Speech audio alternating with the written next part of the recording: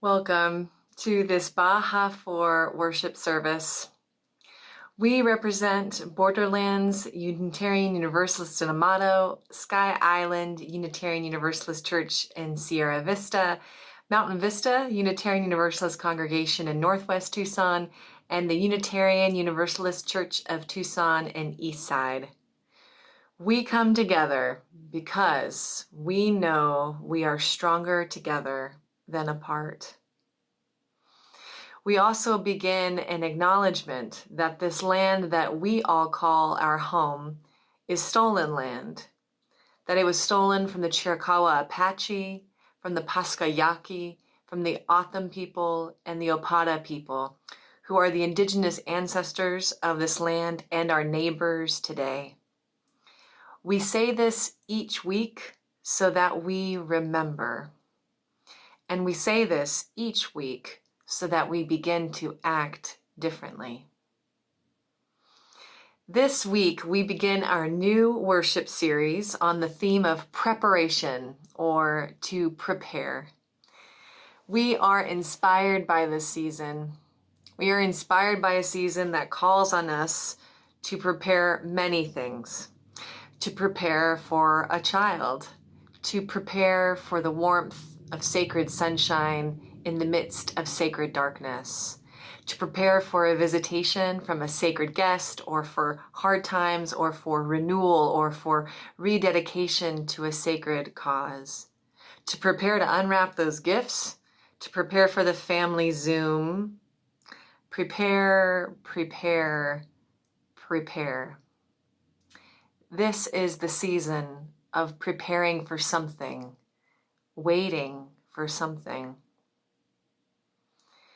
The theme, of course, is how do you prepare for something that isn't here yet? Something you want really, really badly. Or perhaps something you are afraid of. Preparation is a practice. Preparation is not passive waiting, it's active creating. It means for the thing to arrive, the thing we want really, really badly, we have to do something to get ready for it. Perhaps we have to be quiet, or perhaps we have to pay attention. Perhaps we have to listen, or perhaps we have to get louder.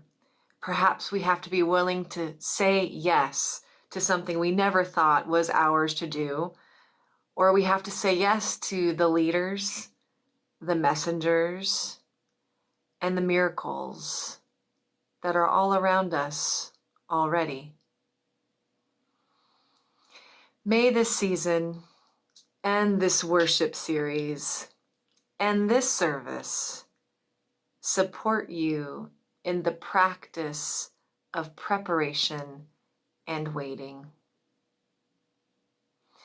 And may we prepare together in such a way that when that thing that we want really, really, really badly to happen arrives, or when perhaps we notice that it has actually been here the entire time, we are ready.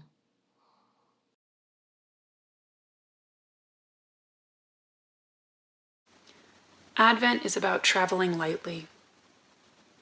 Advent is about opening our fists to find we can trust God with our vulnerability. Advent is about the new story being written in our lives. Advent is about God with us in the hardships in life. As I light our chalice, I invite you to notice a place in yourself or in your life where your fist is clenched, or you are in resistance, and to invite the spark of the chalice to illuminate that place.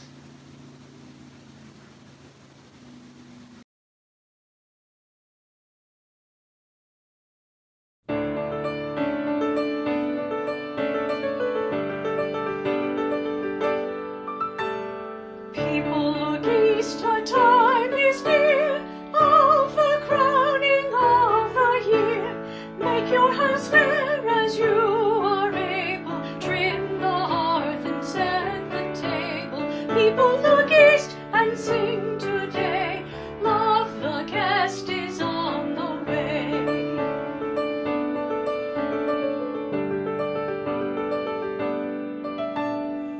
Sparrows, be glad though earth is bare. One more seed is planted there.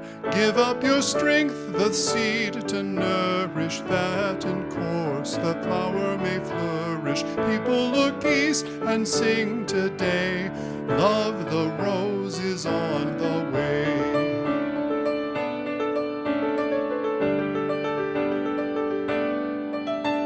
Stars keep the watch when night is dim.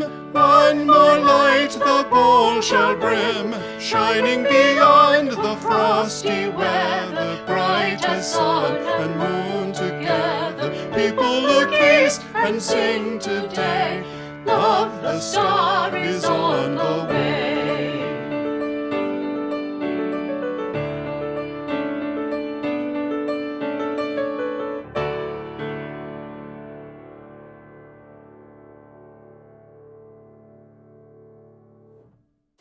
During Advent, Christians light a candle for each of the 4 Sundays leading up to Christmas and read from certain texts in the Bible in order to prepare. I'm going to read you my favorite reading of the season, and if you put aside far too much reference to God and too many male pronouns used for that God, I think you might find this passage interesting as well.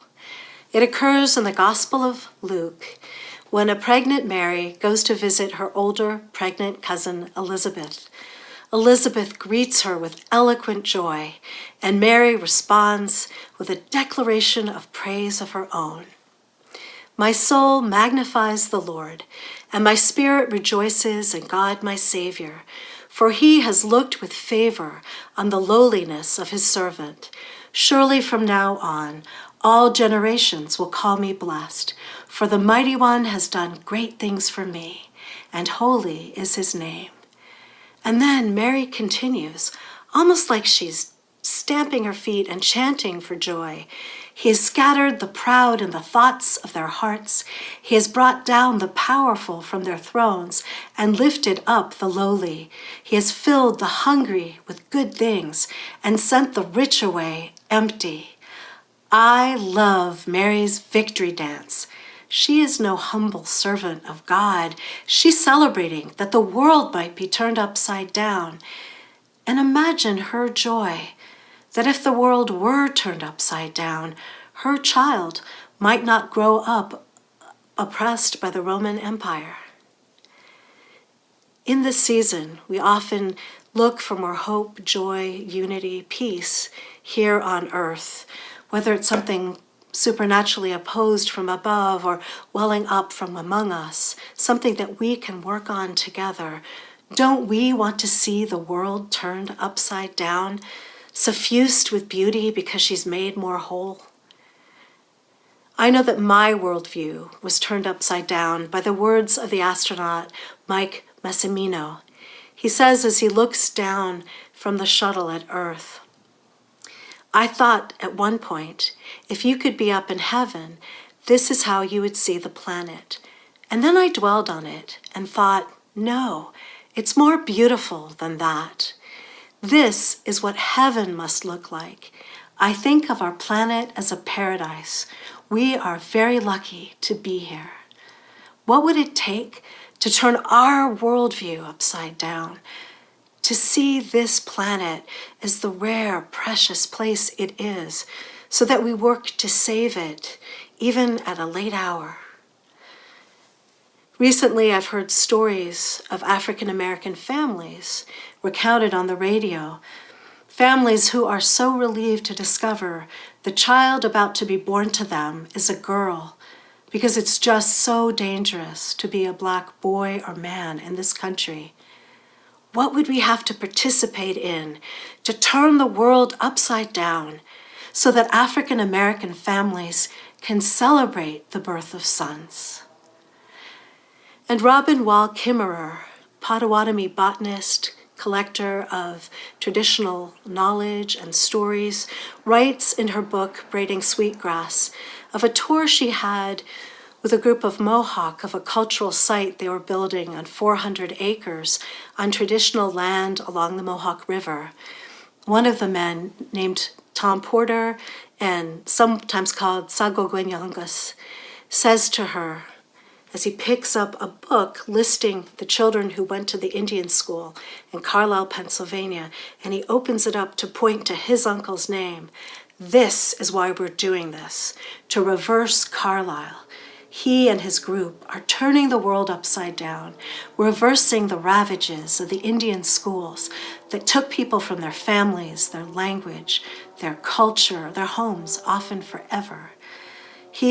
And on these 400 acres, they have ceremonies, they learn language, they replant traditional plants, they reclaim identity, so necessary for life.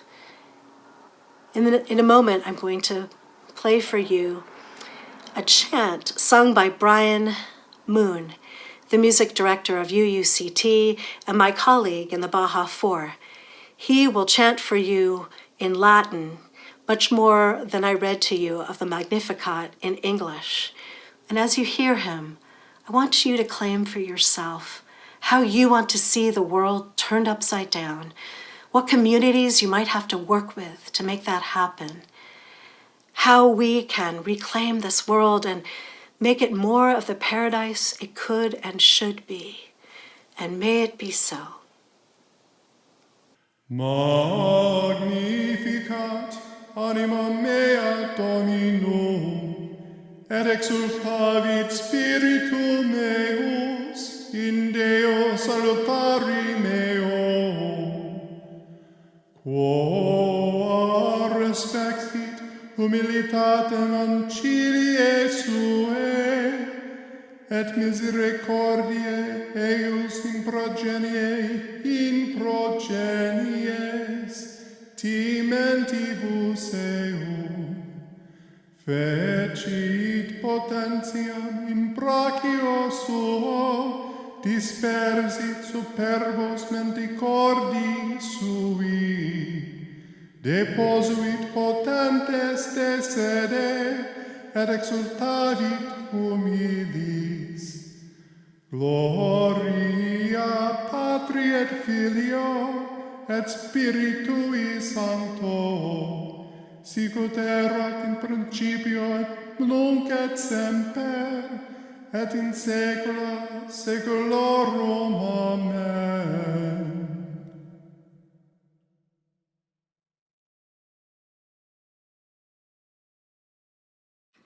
In this season, between holidays and holy days, when we are adjusting plans, reformatting traditions, and mourning the loss of gatherings with those we love, we, your ministers, want to take a moment each week to honor and hold space for the grief that is present in this peculiar and very particular season.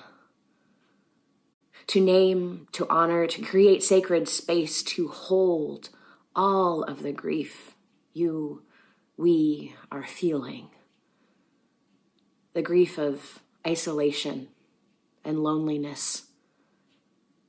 The grief of canceled plans and reformatted traditions. The grief of illness, dying, and death. The grief that arises when we have to calculate risk day after day after day after day. For all that you are grieving, for all that we are grieving, we hold this sacred space.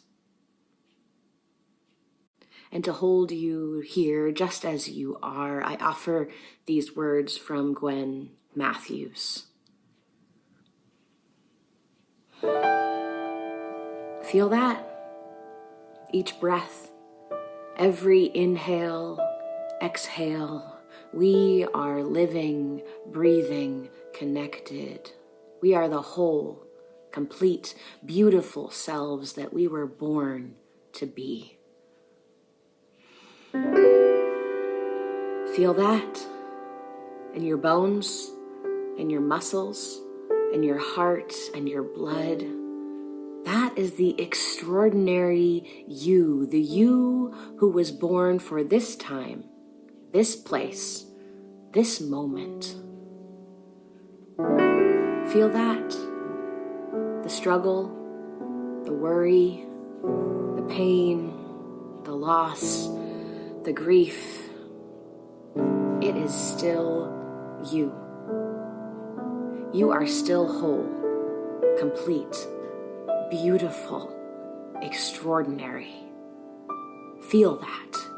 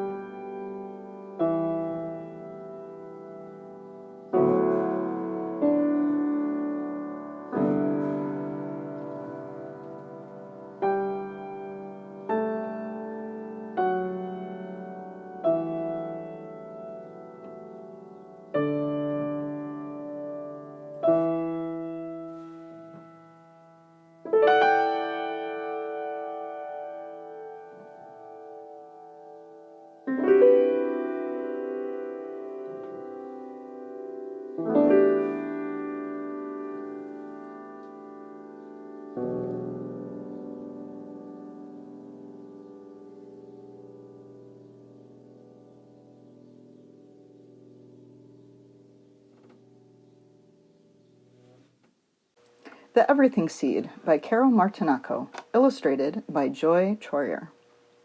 Have you ever watched a seed grow? Have you ever noticed how it begins so small, so still, so quiet, like a gift waiting to be opened? And how slowly it wakes up, begins to unfold, growing into something larger and larger and larger? Then you know that whatever comes from a seed usually ends up looking very little like the seed that it came from, which is also true of the very first seed. Once, long, long ago, way back before the beginning. So long ago there was no such thing as time, because there was no one there to count it. Everywhere was a huge, deep, mysterious place, like something waiting to happen. There were no stars, no sun or moon. There was no place like the earth, not a drop of water or a single tree or a rock or a flower, and certainly no living beings anywhere. But in that deep waiting space was hidden the tiniest point of something no bigger than a seed. You might call it an everything seed, because that is what it became. No one knows where that first seed came from, but all at once, this tiny seed, cradled and nourished in the rich soil of space, woke up, broke open, and began to unfold. It unfolded and unfolded and blossomed forth into an enormous blazing ball of bright light, like a great grandmother sun. And the universe was born. Out fluttered the galaxies like a storm of snowflakes, swirling and gathering into the brightest, most blindingly beautiful clouds of stars.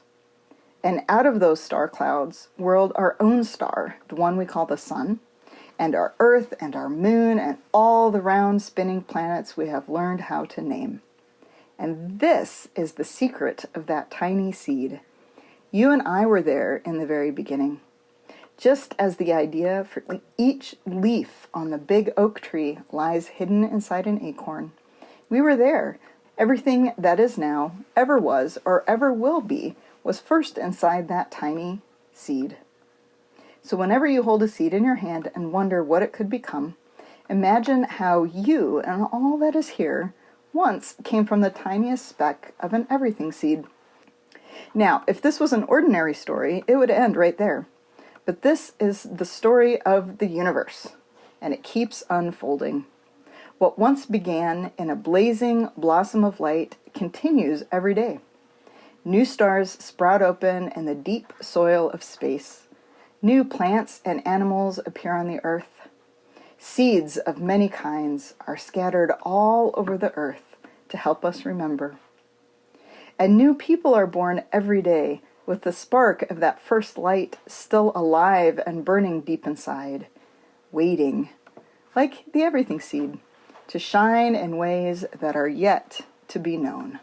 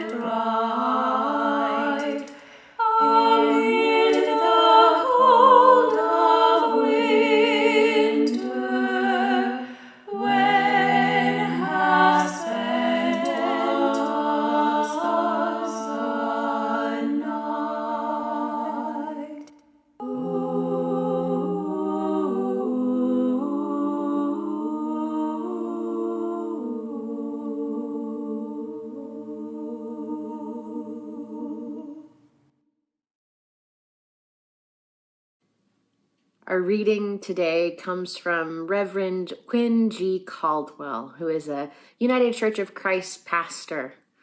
It's from All I Really Want, Readings for a Modern Christmas. There's waiting, and then there's waiting. Sometimes it's the, oh God, when will this pain end kind of waiting. Sometimes it's just annoying, like waiting for your turn at the restroom. Sometimes it's worse, like waiting out the period after a gnarly divorce. But there's another kind of waiting, too, a delicious and shivery kind. There's smelling the almost done pie in the oven. There's sitting in the theater listening to the opening theme of a movie you've been waiting a year to see. There's feeling the baby kick you in the bladder a week from your due date. There's lying in bed listening to your lover coming up the stairs. Advent, those weeks leading up to Christmas, is both kinds of waiting. On the one hand, it's about looking around at the state of the world, at the wars and the climate and the corporations and the seasonal allergies, and longing for God to end the wait and show up already. It's about choosing to see God's absence. On the other hand, it's about choosing to see God's almost presence. It's about looking at the state of the world at the struggling school teachers and the rich philanthropists doing the right thing, at the babies being born and the love being made and the ancient stars shining bright as hope in the cold night sky. It's about looking around at all of this, reading the signs, and knowing that everything is about to change. Advent is about standing in the slop and calling, "How long, Lord?" But just as surely, it's about standing in the shining, shivering with delight, and singing, "Come, Lord, come."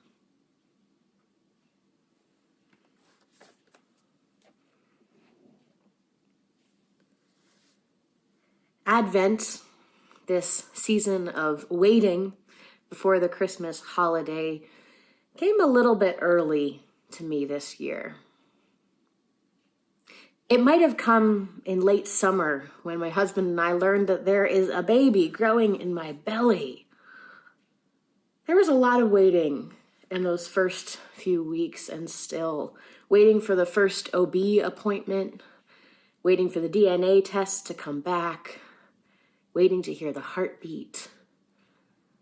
And we're still in those cycles of waiting, and will be for a little while now, maybe the rest of our lives. And Advent arrived early for me in another way, in early mid-November, even after we learned who the president-elect and vice president-elect are. I am still waiting.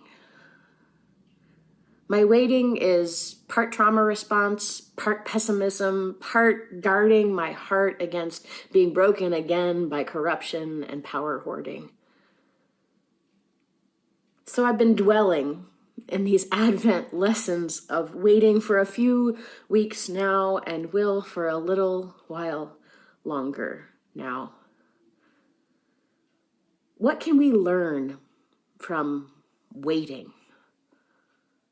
All the different types of waiting that Reverend Caldwell points to in the reading, the expecting type of waiting, and the dreading type of waiting, the grieving waiting, and the hoping waiting. How can we dwell and learn from all of the ways that we wait?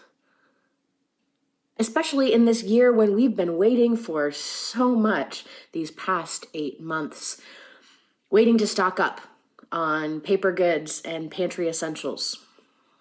Waiting to get that coveted grocery delivery time, or wait for the friend to have some time in their schedule to make a run for you. Waiting to get sick. Waiting for a test result. Waiting for some semblance of normality. Waiting for a routine to return to routine. Waiting for a vaccine, waiting for a stronger governmental response, waiting just for this to be over already. Advent isn't always about waiting for a thing, but as Reverend Caldwell reminds us, it's about waiting for the signs that the thing will come.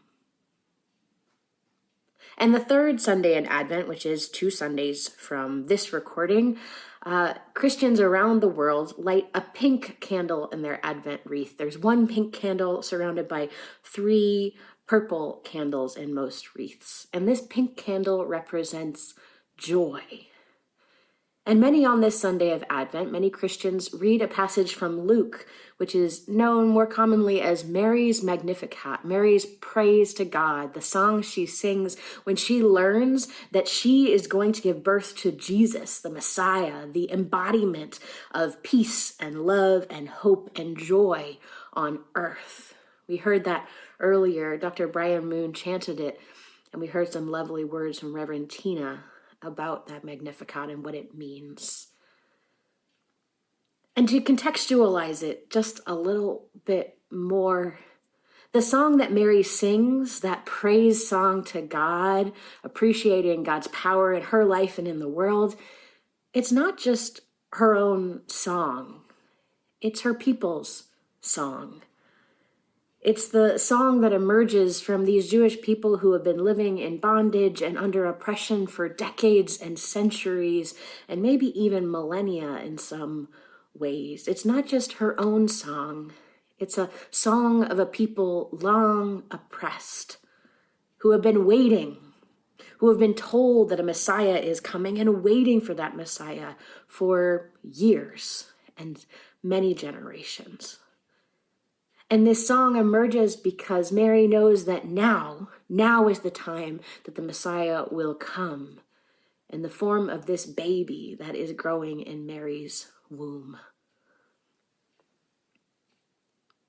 The invitation in Mary's Magnificat is to take joy in the signs, as well as in the things that we put on that horizon that we look towards, to take joy in the ability of science to manufacture a vaccine at warp speed, to take joy that the COOP meter is slowly falling away from urgent, to take joy that we have ways of connecting with one another that can also keep all of us physically safe. And in the midst of this joy at the signs, we also need to remember that Advent is about the waiting. And there are things we can learn from waiting when we practice getting quiet and still. Because when we embrace those spiritual practices of waiting, of quietness and stillness, we are reminded that the signs of an end to this waiting are all around us. And if we can notice the signs, we can remember always that no matter how hard it gets, love, peace, hope, and joy will still come to our broken world. Every year, every lifetime, even this one, even now. Because there are lowercase m messiahs in our midst. And if we can quiet ourselves enough, we can hear them more clearly, see them more fully, embrace them more boldly. Friends, may this Advent season bless you with these gifts of learning. May you learn to wait well. May the quietness and stillness that you practice help you grow more whole. And may you remember that the love and the hope and the peace and the joy that come to even the most broken world, they all hold you in their embrace too, today and every day. Blessed be, and amen.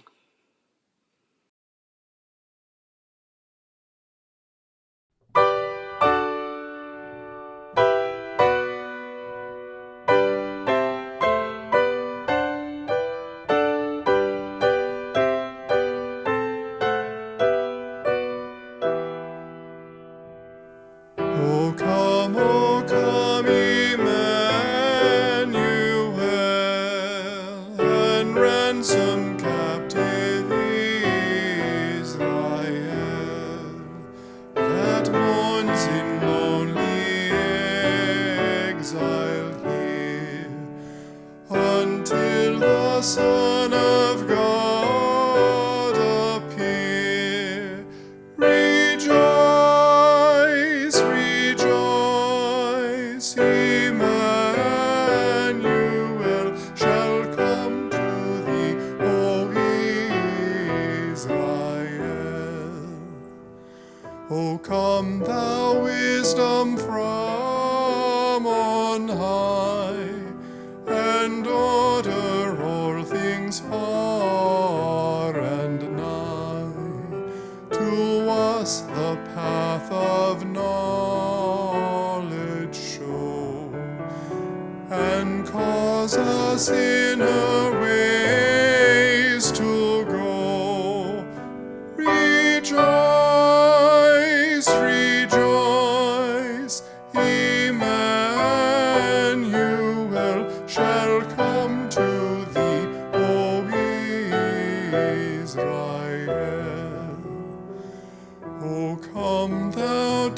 spring come and cheer our spirits by thy justice here. Disperse the gloomy clouds of night, and death's dark shadows put to flight. Rejoice, rejoice, Emmanuel shall come to thee, oh, ease thy hand.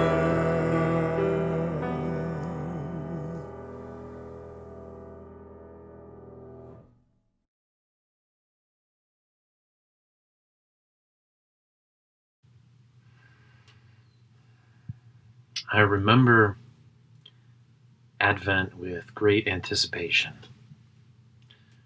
Raised in the United Methodist Church, I recall the pageantry and the crafting and the candles of Advent.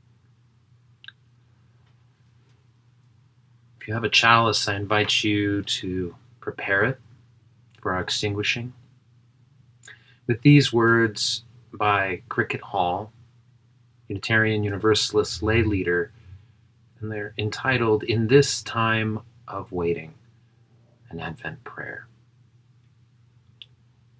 In this time of waiting, may we hold the world in our hearts.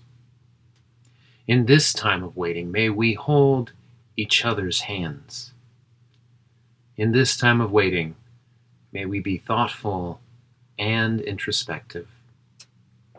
In this time of waiting, may we delight in the darkness and all it teaches us. In this time of waiting, may we rekindle the fires of hope and love, joy, and peace within ourselves and our communities. In this time of waiting, may we become ready for the coming day.